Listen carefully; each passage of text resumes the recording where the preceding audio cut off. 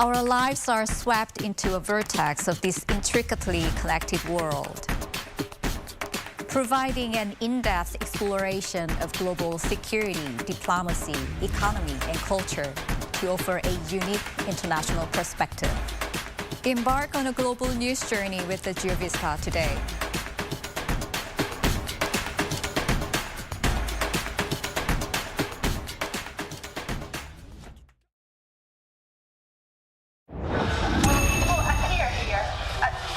It was very important for Korean people during that time to get their freedom back.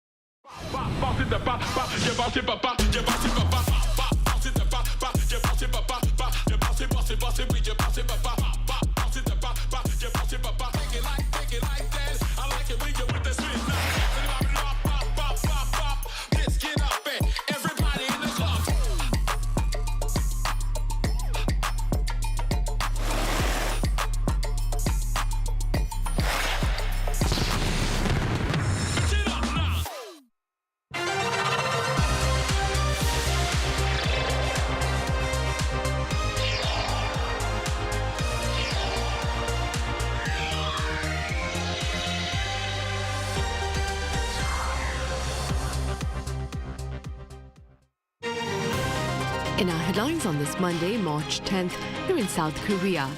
President Yoon Suk-yeol now resides at his official residence following his release from prison this past weekend after a court ruling cancels his arrest, allowing him to stand trial for insurrection without detainment. Also, on the local front, the commander of the South Korean Air Force apologizes for the accidental bombing of a residential area in Pocheon last week, injuring more than 24 people. Meanwhile, the 25% blanket U.S. tariffs on steel and aluminium imports into the American market will go into effect this coming Wednesday, that is March 12th, as announced. President Yoon Suk-yeol is back at his official residence following his release from detention this past weekend. Our correspondent Kim Do-yeon starts us off.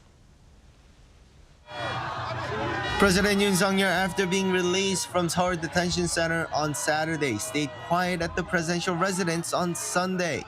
And it's likely that he will refrain from making public appearances for the foreseeable future, considering his impeachment trial at the Constitutional Court and the criminal trial for his alleged insurrection through his brief imposition of martial law.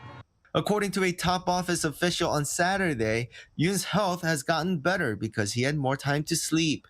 For his first meal, he had kimchi jjigae with First Lady Kim Gun-hee, his chief of staff Chung Jin-seok, and other aides. Afterward, he took his dogs out for a walk. And with his release, one major change is that his communication with key figures from the ruling People Power Party is now much easier. He spoke on the phone with the PPP's floor leader Kwon Sung-dong and a senior lawmaker Na Kyung-won late Saturday after arriving at the residence, and showed his support for them amid the recent political turmoil. He can also reach out to his supporters more directly. Key PPP figures have not held back from pressuring the Constitutional Court since he was released. On the other hand, the main opposition, the Democratic Party of Korea, has criticized the prosecution for not challenging the court's decision to cancel the detention. Over the weekend, large nationwide protests both for and against President Yoon took place, with the Constitutional Court's key decision looming. Yoon's release fueled the opposition. Yoon's supporters rallied at the presidential residence while opponents gathered at Gwanghwamun Square. Kim Do-yeon, Arirang News. Meanwhile, rival political parties have each taken respective legal actions in response to the president's return to his residence. Our correspondent Shin Ha-young explains.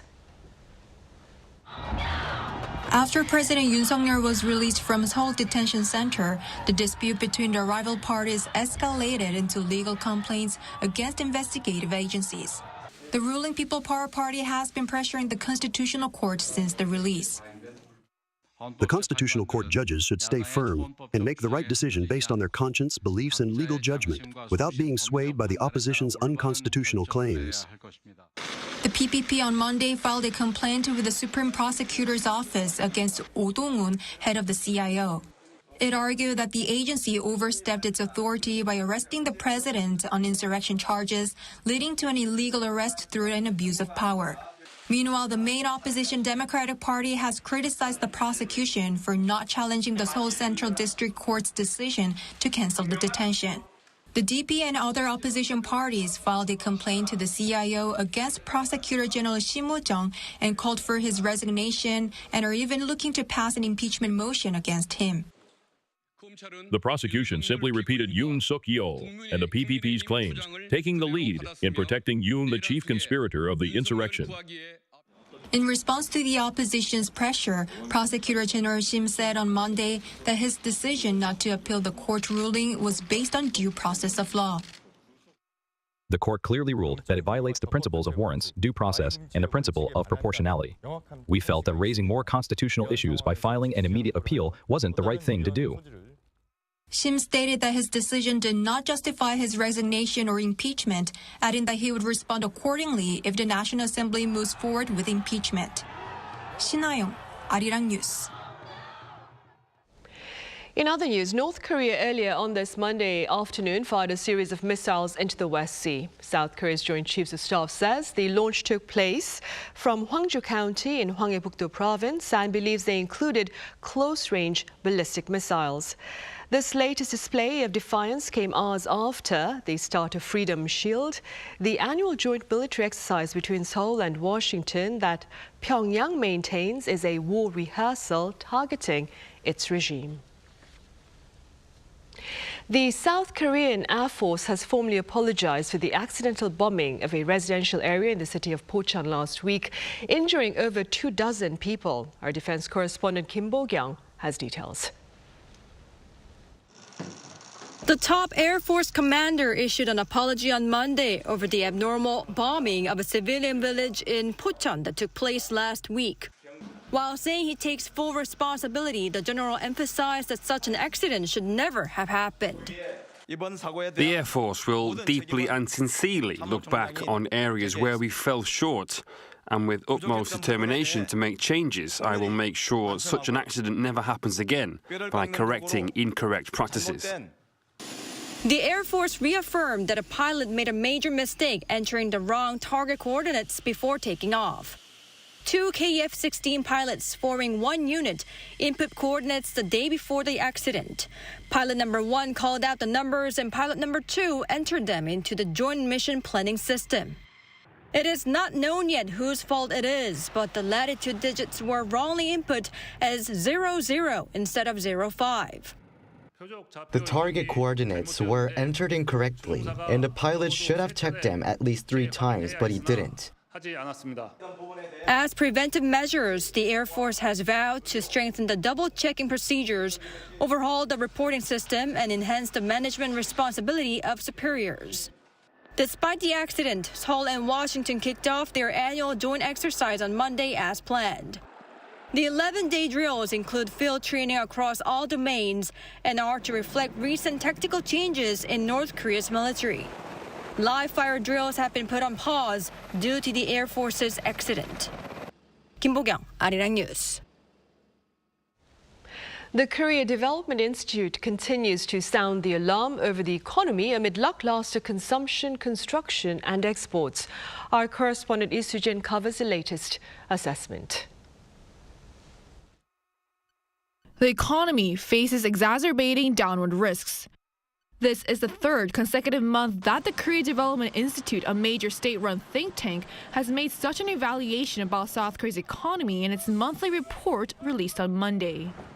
The rather somber tone comes amid ongoing sluggishness in the construction sector. The value of completed construction projects dropped from -7.4% in December to -27.3% in January, driven by sharp declines in new buildings and civil engineering, including infrastructure projects such as roads and bridges. And exports, which the South Korean economy heavily depends on, also grew sluggishly. While exports in February turned positive, shipments of ICT products fell on weakened semiconductor demand. By destination, exports to China dropped because of lower chip demand, while shipments to the U.S. declined amid rising trade uncertainties. Domestic demand also remained sluggish as consumer prices continue to hover in the 2% range. The country's consumer price index, a key gauge of inflation, also rose 2% in February year-on-year. While this is a slight decline compared to the 2.2% growth seen in January, the surge in oil prices contribute to remaining in the 2% range. Last month, petroleum product prices jumped by 6.3% year-on-year, marking the second consecutive month of price hikes of more than 5%. The think tank also warned in its report that escalating U.S.-related trade conflicts are deepening concerns about a global trade slowdown, which could further heighten downside risks to the economy. 이수진, 아리랑 뉴스.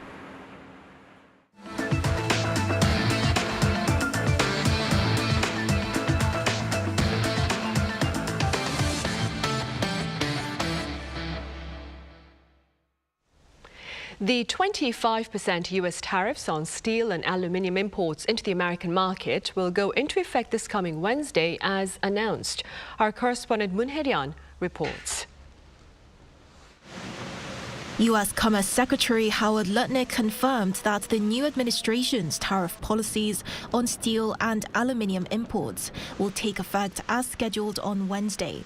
During an interview with NBC News on Sunday, Lutnick responded yes when asked whether the 25% tariffs on steel and aluminium would be implemented starting March 12th. The tariffs will not only apply to Canada, Mexico and China, initial targets of U.S. President Donald Trump's trade policies, but also to other steel and aluminium exporters, including South Korea. Lutnick's remarks come amid shifting U.S. trade policies. Last week, Trump gave a one-month exemption for all imports covered under the free trade agreement between the U.S., Mexico and Canada, delaying tariffs on those goods until April 2nd. On that date, Washington is set to impose new reciprocal duties on countries around the world, further escalating trade tensions. Lutnick also clarified that tariffs on Canadian lumber and dairy products would take effect on April 2nd, contradicting Trump's earlier suggestion that they could be implemented as early as Monday or Tuesday. In a separate Fox News interview on Sunday, Trump reaffirmed that the reciprocal tariffs would proceed as planned, emphasizing that companies must manufacture in the U.S. to avoid penalties. When asked about the frequent adjustments to tariff policies, he insisted that businesses would have clarity, but warned that tariffs could increase over time. Regarding the temporary exemption for Canada and Mexico, he stated that he wanted to help U.S. automakers as well as the two neighboring countries that have significant trade relations with the U.S. Meanwhile, China has responded with a second wave of retaliatory tariffs on U.S. agricultural and livestock products effective Monday. Last Tuesday, Beijing announced that they would impose a 15% tariff hike on 29 U.S. products and a 10% increase on 711 others. The trade dispute reignited last month when the U.S. imposed an additional 10% tariff on all Chinese imports, followed by another 10% hike last week. China immediately implemented a 15% tariff on coal and liquefied natural gas from the U.S., along with a 10% tariff on crude oil, agricultural machinery, and pickup trucks. Despite these developments, there have been no formal negotiations between the two parties to de-escalate the trade war. Moon Hae-ryan, Arirang News. In Canada, Mark Carney prepares to be sworn in as the new Prime Minister after being elected as the leader of the governing Liberal Party on Sunday. In his victory speech, the former central banker asserted that Canada would maintain its tariffs on American imports, quote, until the Americans show us respect. Meanwhile, since Carney does not currently hold a seat in the House of Commons, he is expected to call a snap general election, which could take place as early as next month. And U.S. President Donald Trump believes peace talks with Ukraine and Saudi Arabia this week will be productive. Addressing the press poll aboard Air Force One this past weekend, he also claimed Kyiv would likely seal a minerals deal with Washington amid the latest scheduled meeting. Meanwhile, a U.S. delegation led by Secretary of State Mark Rubio is poised to meet with Ukrainian authorities in Jeddah on Tuesday. Meanwhile, back on the local front, the National Assembly has launched a bipartisan parliamentary union to bolster South Korea's alliance with the U.S. In a speech to mark the occasion earlier on this Monday, National Assembly Speaker Woo Won-sik shared his optimism for greater diplomatic endeavors between the two countries as some 160 lawmakers here look to engage with some 180 counterparts from the U.S. Congress. This union is the first of its kind in South Korea's National Assembly history and will serve to strengthen interactions between Korean and American lawmakers. On the agenda this year are comprehensive trade talks, also involving major firms and think tanks. South Korea is poised to host this year's APEC summit in the ancient city of Gyeongju this autumn, and a senior members meeting recently took place to jumpstart preparations. Our foreign affairs correspondent Peunji reports. Gyeongju, a historic city located in the southeast of South Korea, is where this year's APEC summit will be held in late October. As the country gears up to successfully host the event, organizers held the first senior officials meeting for 2 weeks up until Sunday, aimed at setting core agenda topics for the upcoming summit. Around 2,000 officials from 21 APEC member states took part. As this year's host, South Korea laid out 2 key discussion topics it hopes to focus on: artificial intelligence and demographic change, which includes declining birth rates and aging populations.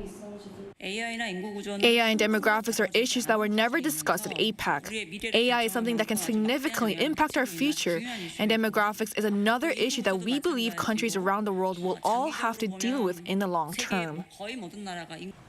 The executive director of APEC assessed that South Korea will be able to deliver a more holistic picture of AI's impact on economies, including innovative ways it can be used to create jobs. In an interview with Arirang News, he also spoke of how discussions on the demographic issue could help find answers to the question of how to ensure workforce productivity despite aging populations. Regarding concerns over the current leadership challenges, he noted that preparations for the summit will not be affected by the political situation, adding that most stakeholders and experts are fairly confident that this year's meeting will be held successfully. APEC tends to be isolated from domestic politics. So the other night we saw officials from the governor of the province, the mayor of the city, come together and support and demonstrate the city's dedication to ensuring that we have a successful event. Ahead of the APEC economic leaders meeting, which will take place here in Gyeongju later this year, South Korea plans to host about a dozen more meetings, including the second senior officials meeting in Jeju in May, and the third such meeting in Incheon in July. Peunji, Arirang News, Gyeongju.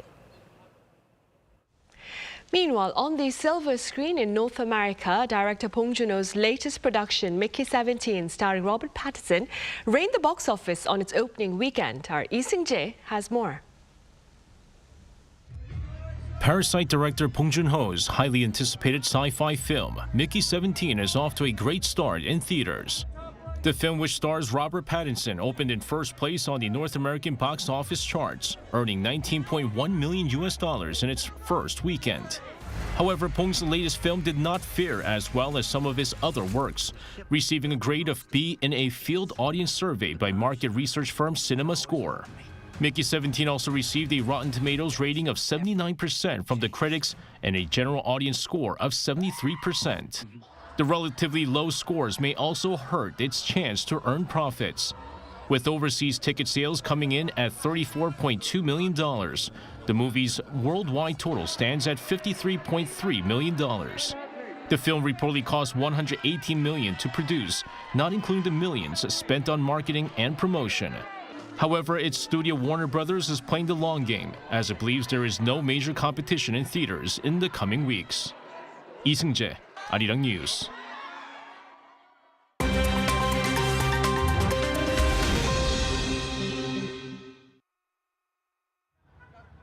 This is The World Now, bringing you the latest stories from around the globe.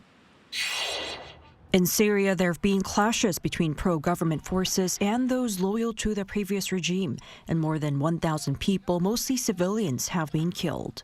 While Syria is experiencing this deadly violence, interim President Ahmed Ashara pledged on Sunday to take responsibility and address the crisis. The recent surge in violence erupted near the city of Latakia, with 4 days of intense clashes since Thursday. There have been more than 1,000 deaths, mostly Alawite civilians, as well as significant casualties among security forces and pro-Assad fighters. Reports have emerged of mass executions, revenge killings, and atrocities against civilians. Meanwhile, foreign ministers from Turkey, Jordan, Syria, and Iraq gathered in Jordan to discuss security cooperation and address the issue in Syria on Sunday. In Romania, the country's election bureau has barred far-right pro-Russia candidate Călin Georgescu from running in the upcoming presidential election, citing violations of extremism laws. On Sunday local time, Romania's Central Election Bureau announced the disqualification of Călin Georgescu from the upcoming presidential election slated for May 4th. The Bureau's decision was based on Georgescu's alleged associations with fascist organizations and endorsements from extremist groups which go against the nation's laws against extremism. Georgescu, who won the first round of last November's cancelled election amid allegations of Russian interference, called the ruling a threat to democracy. The decision can be challenged with a final ruling expected by Wednesday. This disqualification has led to violent clashes between Georgescu's supporters and riot police in Bucharest. In Australia's eastern state of Queensland and northern New South Wales, ex-tropical cyclone Alfred led to widespread destruction after making landfall on Saturday. The storm brought strong winds and heavy rain, causing damage to infrastructure and properties, with over 300,000 homes and businesses experiencing power outages. One person was confirmed dead and several were injured. Cyclones frequently occur in Queensland's tropical north, but they're uncommon in the state's temperate and densely populated region bordering New South Wales. While the economic impact is expected to be substantial, recovery efforts are likely to take several months. Finally, in Switzerland, the 55th Engadine Ski Marathon took place on Sunday local time, attracting over 12,000 participants from more than 60 nations. The 42-kilometer race stretched from Maloja to Schanff in the Engadine Valley. In the men's category, Norway's Håvard Moseby clinched victory with a time of 1 hour 34 minutes 3.9 seconds. And in the women's race, Switzerland's Nadine Fendrick secured first place with a time of 1 hour 41 minutes 3 seconds. The event not only showcased elite athletic performances, but also highlighted the region's commitment to promoting winter sports tourism. Choi Ji-hee, Arirang News.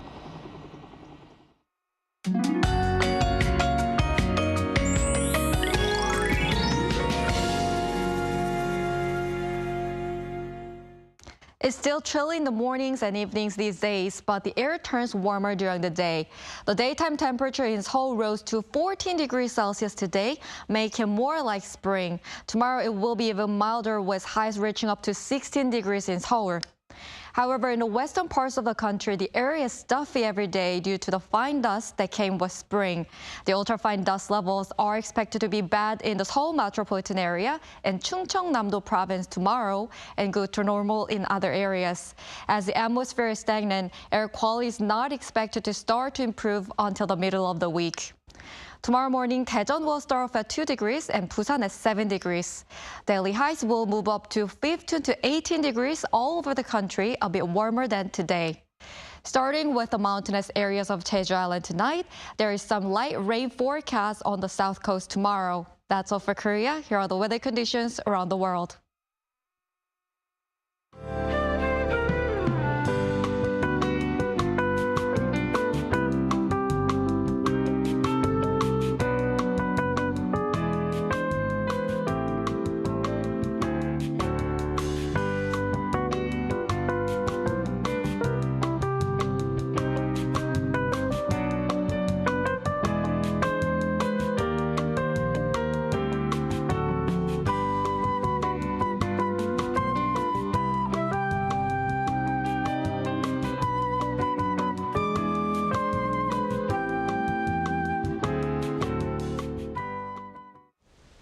Right, those are the headlines at this hour here in South Korea. Thank you for watching.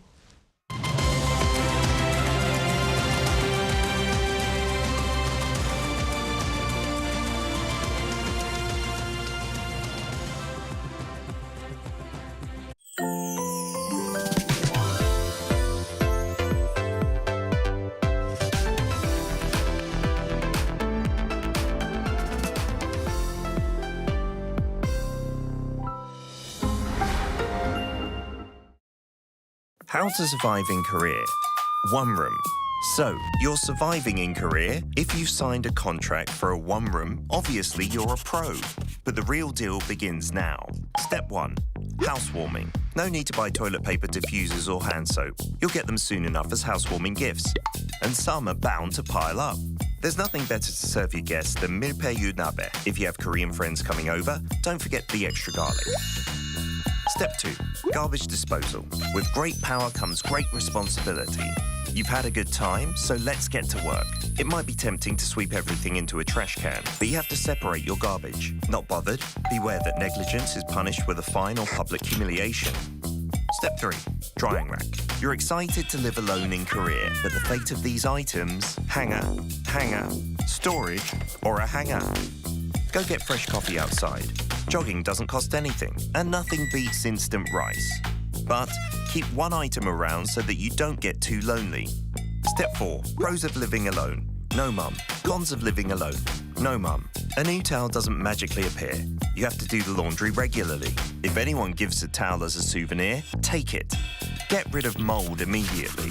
Don't be lazy with the vacuum cleaner. Housework is an endless affair. Overwhelmed? Give your mum a call and thank her for everything she's done. Did you survive in your one room? Wait, you have an unwanted visitor. Call someone you fancy. Could be the right person for the job.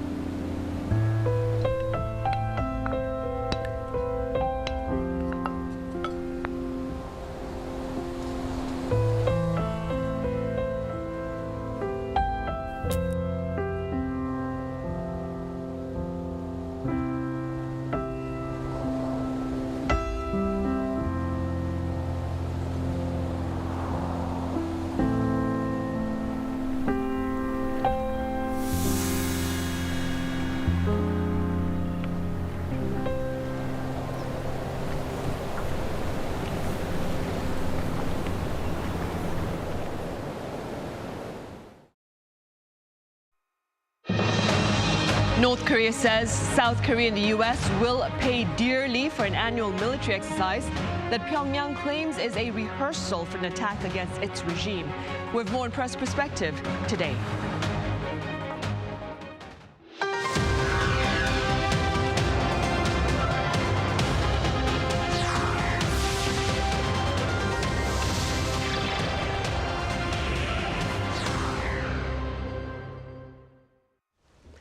Hello and welcome to Press Perspective for this Monday, March 10th here in Seoul. I'm Min Sun-hee. Hours after South Korea and the U.S. began their joint training session today, North Korea launched a series of ballistic missiles into the West Sea. For more on this latest event, I have Thomas Maresca with American news agency UPI here in the studio. Thomas, welcome back. Hi, great to be here. I also have Yang Chen-hao, a freelance journalist from Taiwan based here in Seoul. Chen-hao, welcome back. Hello, thank you for having me. Thomas, we will start with you. Let's begin with some details, the latest details that is, with regard to North Korea's most recent missile launch, which took place about 1:50 p.m. on this Monday afternoon, as well as, of course, its prior warning to South Korea and the U.S. regarding their joint military exercise that also began this morning. Right. So, you know, it's still, we don't have too much information about the latest launch.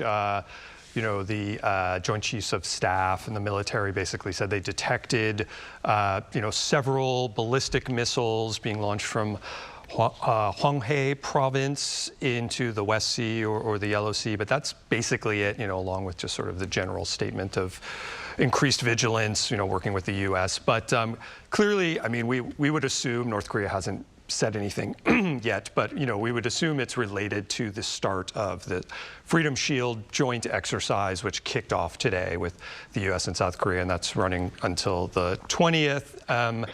And you know, the launch today came after North Korea had made a couple of series of warnings, you know, condemnation of the exercise, claiming, as they often do, that these joint exercises are rehearsals for an invasion, and warning that they would, you know, likely increase, you know, feel the need to increase their own provocations in response. You know, the KCNA news agency ran a commentary on Friday saying that, you know, as you mentioned at the top, that the, you know, the U.S. would pay dearly for this exercise. And over the weekend, the Foreign Ministry also issued a statement, you know, again, basically condemning it as a hostile act and an invasion of, or you know, a preparation for an invasion. And so then today we saw the missile launch, and you know, this is not surprising in a sense. I mean, this is kind of par for the course of as far as North Korea's response to these exercises. I mean, the interesting twist maybe this time around is that this is now under the administration of you know, President Trump, and so you know, it's hard to know what's going to happen in the future in terms of the U.S.-South Korea military relationship, possibly the U.S.-North Korea relationship. So, I mean, this is kind of standard operating, you know, protocol for now. But, you know, the Foreign Ministry even mentioned in their statement the kind of regime change of the U.S., but saying that, oh, we can see that, you know, they are still hostile to us. But, you know, you can sense that they are aware, of course, that, you know, there's a new regime. And so there's been some speculation that, you know, Trump will want to, you know, reintroduce diplomatic relations with North Korea. And I think there's some concern in South Korea and among other allies.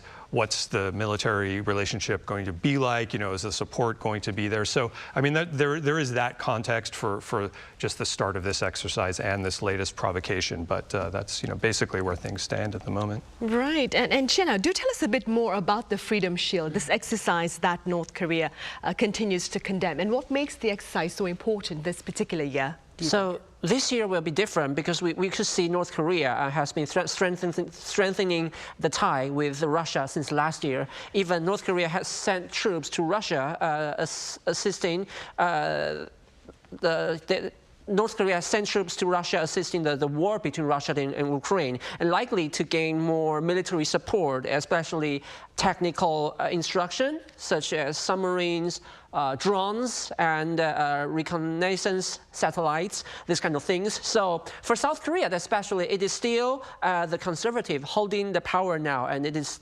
I think they are definitely aware of it and is trying to take more efforts to seek and strengthen their cooperation with the United States. The exercise begins today, and it has been held 25 times already, and recently it has been put into practice into comprehensive categories, including not only the traditional like land army, navy, and air force, but also on the internet and outer spaces, simulating different kinds of scenarios and try to make South Korea and the United States troops more proficient confronting any kind of possible actions that North Korea troops might take. But the problem is, before the Freedom Shield began, last week there was a big accident happen. During the joint live fire exercise in Pocheon, South Korean jets has mistakenly dropped bombs into the residential area, causing injuries, raising doubts about whether the South Korea military is really on high alert and able to handle this effectively and safely. Right, and staying with what Chen Hao has just said, Thomas, the fate of the Freedom Shield actually just last week was uncertain following the very unfortunate accident in the city of Pocheon. Do tell us a bit about that incident and, of course, the latest on that front. Right, so as Chen Hao mentioned, there was the accidental dropping of bombs by a couple of Air Force KF-16 fighter jets in a sort of village area of the city of Pocheon. The latest injury toll as of today, I think, was 31. They were saying 19 civilians, 2 seriously injured, 12 soldiers. And today, the top Air Force commander had a brief, press briefing and said that, just basically apologized, accepted responsibility, said it should never happen again. That was Air Force Chief of Staff General Lee Yong-soo. And the Air Force released some data of their initial investigation into the cause of the accident. And it sounds, as if it was pilot error, which was, the initial sort of assessment. Basically seemed like something where the pilot entered the wrong coordinates, but then it was more of a problem of this kind of checklist fail-safe system where the pilot had the chance, 2 or 3 times to confirm the coordinates, and there's some breakdown of that system. And so the Defense Ministry also announced today that they're going to conduct their own really comprehensive overview of just the whole process, this kind of checklist process and, training preparation, implementation, pilot performance. So just to take a bigger picture look at it. But yeah, it's been obviously a disaster. Could have been worse, but the military has suspended live fire drills until they, fully ascertain the cause of the accident.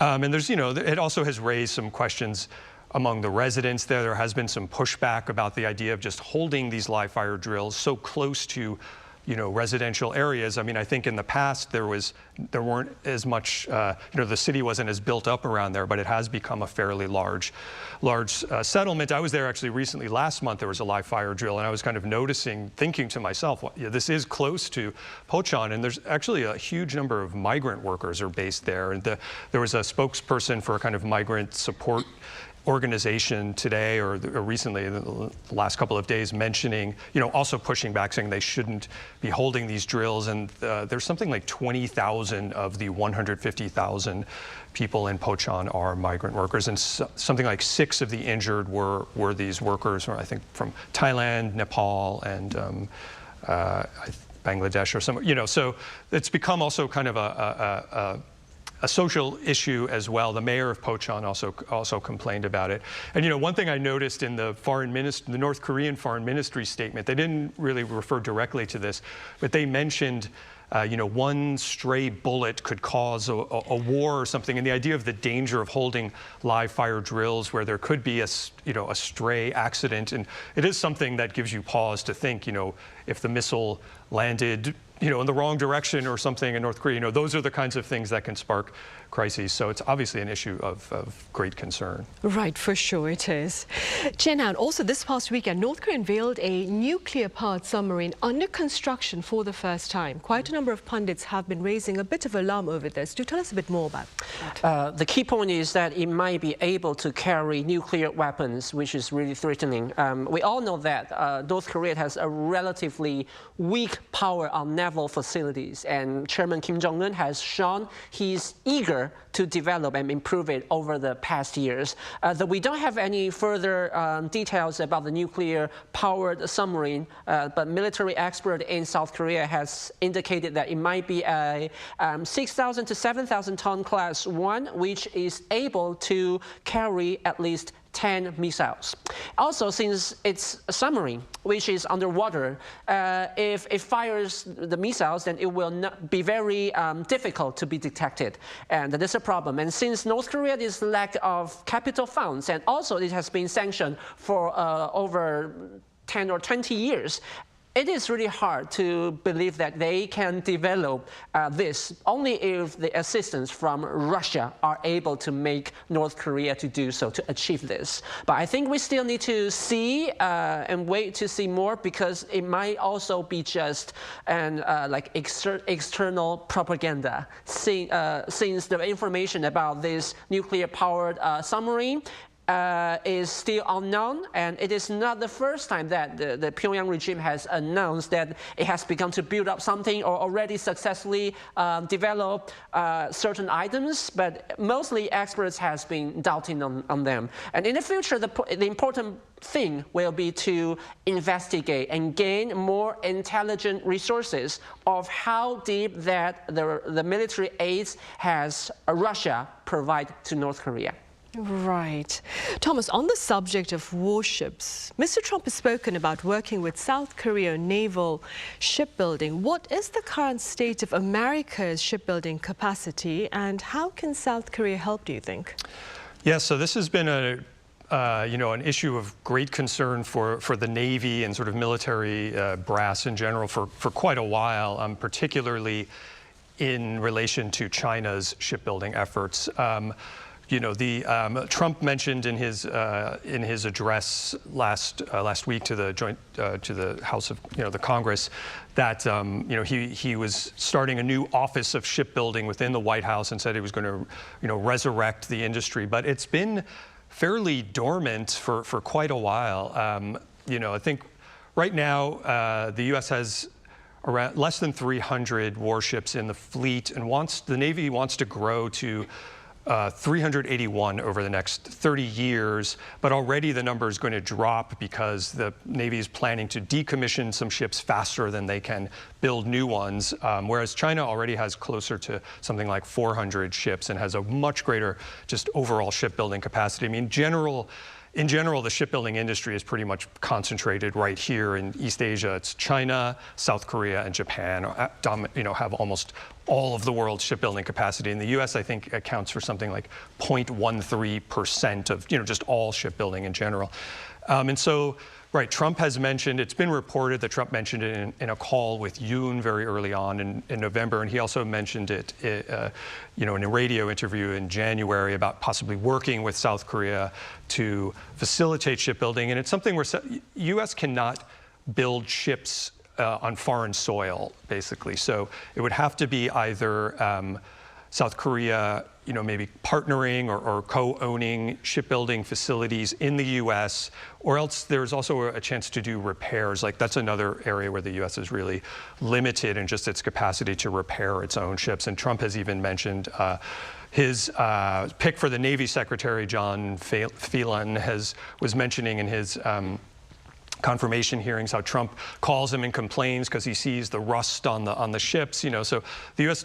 is lacking even in really that capacity, and it goes back decades to sort of this era of outsourcing and globalization, and the U.S. stopped subsidizing its shipbuilding industry, and most of it came overseas, cheaper labor, cheaper facilities. So now the U.S. is really trying to play catch up, and this is an area South Korea's acting president Choi Sang-mok mentioned something about pursuing this avenue with the U.S. of shipbuilding cooperation, also mentioning energy cooperation. And, just in general, with this sort of uncertainty of, this new type of relationship with allies, or maybe returning to this more transactional type of worldview that Trump has, this could be a real card, I guess, for South Korea to play if it wants to, maintain a sort of closeness with the U.S. Right, and amid prospects of partnership between the U.S. and South Korea naval shipbuilding, CNN last week, Chen Hao, had an interesting article about the presence of Chinese warships in, and I quote, unexpected places, which has been prompting quite a bit of concern. Tell us a bit more, including your takeaways about the report. Okay, it is about warships from China being navigating at Australia's coastline, even made a live fire drill in the coast between Australia and New Zealand. And although this came out without any announcement in advance, meanwhile, there has been other Chinese warships being found navigating near the ocean between Vietnam and Taiwan. And as you can see this year, China indeed has more actions. For example, sending its warships navigating over the South China Sea, which has always been a very complicated area, as numerous countries such as Taiwan, Philippines, and Vietnam, they are claiming that they have the sovereignty on certain small islands in this area. And also, China has conducted military drills aiming Taiwan, and recently Taiwan's undersea cables are being cut, which is believed to be conducted by Chinese cruise ship, and now it is under investigation. And these kind of actions have become more frequent, and not only Taiwan, but also those Southeastern Asian countries, and also Australia and New Zealand. I think they need to be aware of it, and we do need to pay more attention on this kind of issues, and trying to seek cooperation to deal with this. Especially now, the public opinions are indeed in extremely divergence after we saw that arguments of President Trump and Zelensky in White House 2 weeks ago. And part of the people think that the United States will not be eager to play the role as the world police as before, only want to make deals and on the basis of gaining profits. And it will become a defense vacuum around the world, causing more troubles. But another viewpoint is that is suggesting that President Trump want to achieve the peace talks and end up the war between Ukraine and Russia in order to put more efforts dealing with China, dealing with the whole Eastern Asia. And these two debates are existing regardless of the viewpoints, strengthening the self-defense power and forming united cooperation will be the top priority. Right. Then against such tensions between Washington and Beijing, Thomas, how do those tensions look to affect Seoul's own security interests, keeping in mind, of course, Pyongyang and its interest in weapons of mass destruction?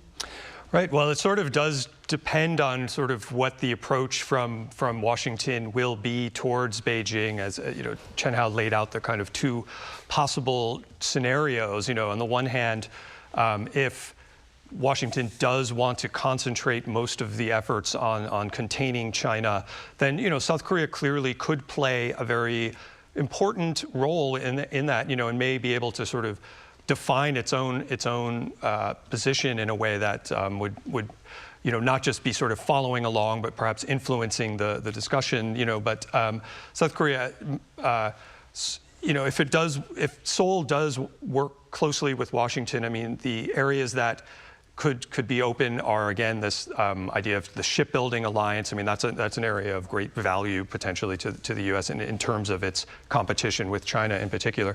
And, there are areas like supply chain resilience. South Korea's obviously got an important semiconductor industry that plays into that. Tech. AI assistance, there are things that China and the U.S. are kind of on a collision course or on a competition course with. And South Korea has a lot of strengths in those areas that could certainly work, in alignment with the U.S. in terms of, building up the value of that alliance. But at the same time, we've seen as well this concern among U.S. allies around Europe. Even Canada is facing tariffs, where we know Trump has already spoken in the past about, feeling like there's an unfair tariffs with South Korea, which is not really the case. But also he's complained about, the paying too much for keeping U.S. troops here. And we know there's a trade surplus with South Korea and the U.S., and that's something that Trump likes to target, as well as if Trump decides he wants to really re-engage with North Korea and maybe find some kind of a peace deal. Again, a la what's going on with Ukraine and Russia, it could be a case where, how much is, he willing to sort of give up on the U.S. side in order to secure a deal? So I think South Korea, obviously wants to continue to, the relationship with Washington. But, I think the question underlying it is how much do you try to placate or go along, and how much do you have to start looking at your own independent path, which is, the question that's happening in Europe, where, and South Korea does have a large standing army, has defense, its own defense industry. So South Korea does have capacity in those regards. And I think the question of whether South Korea should arm itself with nuclear weapons will come up at some point as well. So, I think it's really a question. It's really hard to know which direction this is going to go. Right. It's really interesting that you mentioned that, because that's one of the topics we'll be discussing this coming Thursday, actually. Chen Hao, so amid the uncertainty, if I may, over Washington's reliability as an ally under the new Trump administration, U.S. Treasury Secretary Scott Bessent recently claimed that Mr. Trump is certain China will not make a move on Taiwan while he is in office. And I'm quoting. Now, speaking within your capacity as a Taiwanese journalist, what are your takeaways from this remark? Remember, last year we've discussed about this in in Taiwan, the mainstream prediction or forecast for China's invasion. It might be happen around 2027, which is the 100th anniversary establishment of the People's Liberation Army, and also it will be the new beginning of the new term of President Xi in China. And 2 days ago, you just mentioned, during the interview with CNBC, the U.S. Treasury Secretary Scott Bessent has paraphrased President Trump's words, saying that he is very confident that China will not invade Taiwan during his term. And for us, I think the time, whether it is 2027 or later, it is not important anymore. To deal with that is meaningless now.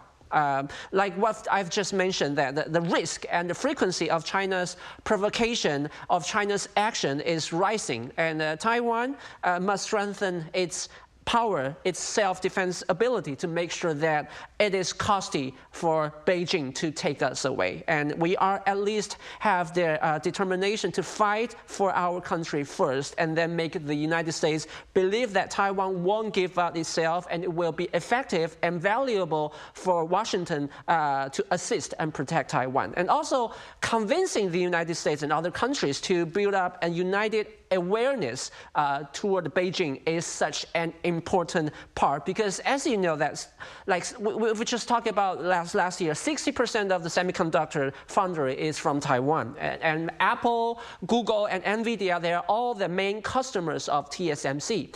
If China invades Taiwan, once the production line is being interrupted, it will definitely trigger the huge disaster to the United States and world's economy. And if more people and more countries know that how severe it will be, then we do need to think about and need to prevent it from happening. Right, for sure. Meanwhile, Thomas, back here in this part of the world, we have about a minute left. You mentioned South Korea and the possibility of it possessing nuclear weapons going forward. Do you expect any progress, perhaps, on efforts to rid North Korea of its nuclear weapons under the current Trump administration? That's still the stated goal from Washington, although they actually changed the language to say no longer denuclearization of Korean Peninsula, but denuclearization of North Korea. I find it a hard thing to picture, seeing how far North Korea has gotten with its own, its nuclear program, and considering how the rest of the world is looking at, I think, nuclear weapons in general. And I think they're having a sort of resurgence in the sense of importance, especially with questions around the reliability, perhaps, of the U.S. as a partner, providing a nuclear umbrella. So I think, if there is a debate or a diplomacy with North Korea, I could see perhaps them halting further production or something, but it's hard to imagine giving up their arsenal entirely. Whereas at the same time, I think the pressure or the conversation within South Korea is going to continue to grow about whether South Korea should actually arm itself with nuclear weapons. Right. Indeed, that is a conversation that is looking to take place even more. It's something we'll be discussing this coming Thursday, as I mentioned earlier. All right, Thomas, as always, thank you very much for your time and your thoughts. Thank you. And Shenhao, thank you very much for your insights. Thank you. Right, well, that is all the time we have for this edition of Press Perspective. Thank you for watching, and be sure to join us again same time tomorrow.